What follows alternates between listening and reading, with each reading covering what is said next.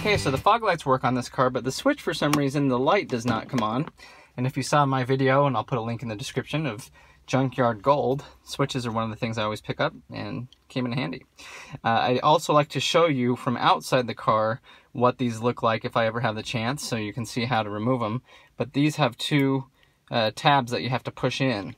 And so you can reach through here and access, you know, at least one side of them.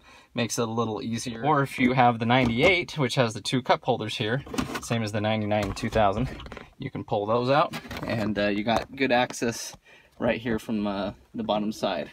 So we're gonna go ahead and compress these tabs and lift this switch out. Okay, so I just reached my hand in here and pinched.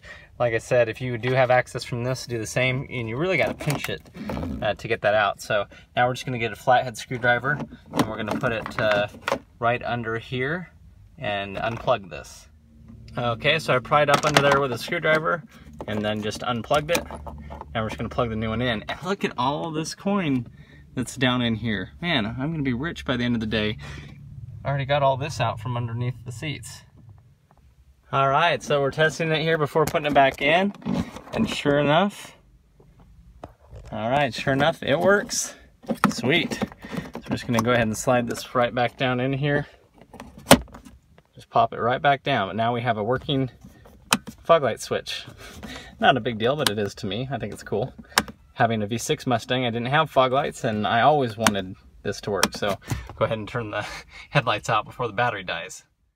Anyway, so that's how easy it is to swap the switch out, and it'd be the same for the convertible top. Thanks for watching, guys.